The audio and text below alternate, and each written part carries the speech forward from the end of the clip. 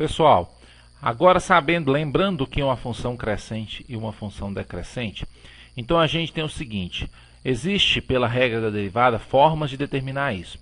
Quando você derivar a função, você vai observar se a derivada da função for maior do que zero em um determinado intervalo, quer dizer que a função é crescente nesse intervalo, correto?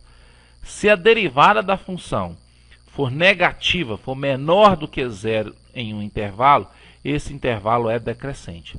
Então, usar a derivada para falar se a função é crescente ou decrescente é calcular a derivada e fazer uma análise de sinal, estudo de sinal.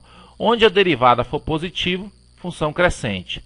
Onde a derivada for negativa, função decrescente. Correto? E como a gente vai usar isso para falar se a função tem um ponto máximo ou um ponto mínimo?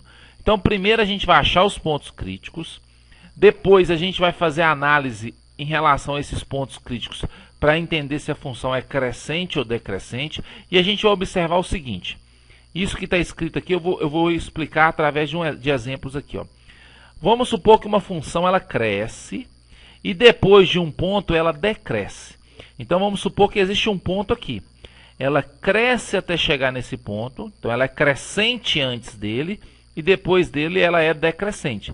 Se ela cresce para depois decrescer, quer dizer que o ponto está aqui em cima. E se o ponto está aqui em cima, ele é um ponto máximo. Lembra que a gente vai chamar o ponto máximo de relativo, porque a gente não sabe se ele vai ser o maior de todos os pontos. Então a gente chama de ponto relativo. E é isso que está dizendo isso aqui, ó, no primeiro item aqui. Ó. Se ela cresce até chegar no ponto e depois do ponto ela decresce, quer dizer que o ponto é alto. Se ele é alto, ele é um ponto máximo.